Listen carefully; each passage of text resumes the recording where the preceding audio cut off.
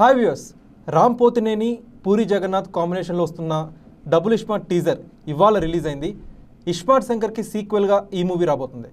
ఈ teaser ఆసంతం power ప్యాక్డ్గా design చేశారు పూరి జగన్నాథ్. ఈ టీజర్లో మెయిన్ అట్రాక్షన్స్ చూసినట్టయితే రైట్ నో ఈ టీజర్ ట్రెండింగ్ నెంబర్ 1లో ఉంది. టీజర్ రిలీజ్ అయిన 4 గంటల్లోనే ట్రెండింగ్ నెంబర్ 1 అంటే అది మామూలు విషయం కాదు. అంత హ్యూజ్ రెస్పాన్స్ ఈ టీజర్కి లభిస్తోంది. ఇక ఈ టీజర్లో నాకు అనిపించిన కొన్ని మెయిన్ అట్రాక్షన్స్ మీతో పంచుకుంటాను. ఫస్ట్ థింగ్, అలీ కమీడియన్ అలీని ఈ మధ్య చాలామంది అండర్ యూటిలైజ్ చేసుకుంటున్నారు. ఆయనకి చాలా ఐకానిక్ క్యారెక్టర్స్ ఇదివరకు పడ్డాయి. ఆ ఐకానిక్ క్యారెక్టర్స్లో చాలా వరకు పూరి జగన్నాథే డిజైన్ చేసి ఉన్నారు. ఈడియట్తో మొదలుకొని అంతకుముందు అమ్మా నాన్న తమిళ అమ్మాయి, పోకిరి, దాని తర్వాత దేశముద్రు, ఇవన్నీ కూడా అలీని చాలా బాగా యూటిలైజ్ చేసుకున్న సినిమాలు.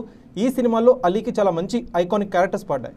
సో ఈ మూవీలో టీజర్లో చూస్తుంటే అలీకి ఒక స్పెషల్ బ్లాస్టింగ్ క్యారెక్టర్ ఇచ్చినట్టే మనకు అర్థమవుతుంది పూరి జగన్నాథ్. అలీ క్యారెక్టర్ ఎలా ఉండబోతుందని చెప్పి నేను బాగా ఎగ్జైటింగ్గా వెయిట్ చేస్తున్నాను.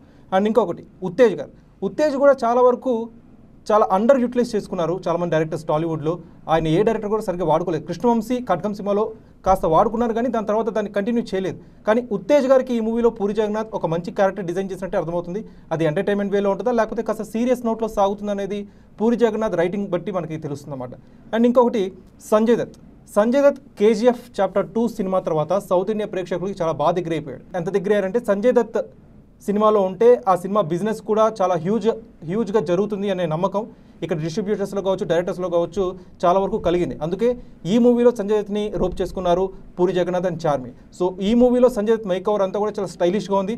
ఆయన మేకఓవర్ చూస్తుంటే ఇజం సినిమాలో జగపత్ బాబు మేకఓవర్ గుర్తొస్తుంది నాకు. సో పూరి జగన్నాథ్ సినిమాలో విలన్ ఎలా ఉంటాడో అలానే ఈ సినిమాలో కూడా సంజయ్ దత్ కనిపించడం జరిగింది. సో ఓవరాల్గా ఈ మూవీలో సంజయ్ దత్ క్యారెక్టర్ అయితే కాస్త ఎంటర్టైనింగ్ వేలోనే ఉంటుంది అని అనుకోవచ్చు. అండ్ ఇంకొక విషయం, పూరి జగన్నాథ్ అండ్ రామ్ పోతినేని ఇద్దరు కూడా ఫ్లాప్స్ తర్వాత వస్తున్నారు. పూరి జగన్నాథ్కి లైగర్ సినిమాతో భారీ డిజాస్టర్, పాన్ ఇండియా డిజాస్టర్, అది చాలా వరకు భారీ నష్టాలు వచ్చాయి పూరి కనెక్ట్స్ ప్రొడక్షన్ హౌస్కి. అలానే స్కంద మూవీతో రామ్ పోతినేని కూడా చాలా వరకు ఫ్యాన్స్ని డిసప్పాయింట్ చేశాడు. సో ఈ 2 ఫ్లాప్స్ తర్వాత వీళ్ళిద్దరూ కంబైన్ అయ్యి సంథింగ్ గుడ్, సంథింగ్ యూనిక్గా ట్రై చేయబోతున్నట్టే మనకు అర్థమవుతుంది. అండ్ ఇస్మార్ట్ శంకర్లో మీరు అబ్జర్వ్ చేసినట్టయితే లాస్ట్లో శివుడి ట్రాన్స్లోకి తీసుకెళ్ళిపోతారు క్లైమాక్స్లో. సో ఈ మూవీలో కూడా శివుడికి సంబంధించి ఒక ఎపిసోడ్ ఉన్నట్టు మనకు కనిపిస్తుంది టీజర్ చూస్తుంటే. సో ఓవరాల్గా కూడా లాస్ట్లో ఒక డివోషనల్ టచ్ ఇచ్చే ఎక్స్పెరిమెంట్ చేయబోతున్నారు పూరి జగన్నాథ్ అని నాకు అనిపిస్తుంది. సో ఓవరాల్గా ఇస్మార్ట్ శంకర్లో ఏదైతే ఫార్ములా వర్కౌట్ చేశారో పూరి జగన్నాథ్, డబుల్ ఇస్మార్ట్లో కూడా అదే ఫార్ములా, అదే స్క్రీన్ ప్లే టెక్నిక్ వాడుతున్నట్టే మనకు అనిపిస్తుంది. ఆ స్క్రీన్ ప్లే టెక్నిక్ ఫలిస్తుందా లేదా అని మనకు కొద్ది రోజులు మనకు తెలుస్తుంది అన్నమాట. మీరు చూసారా టీజర్, మీకు ఎలా అనిపించిందో కామెంట్ సెక్షన్లో పంచుకోండి. వీడియో జర్నలిస్ట్ రామకృష్ణతో కార్తిక్ కోట, ఫిల్మ్ వీట్ తెలుగు, హైదరాబాద్.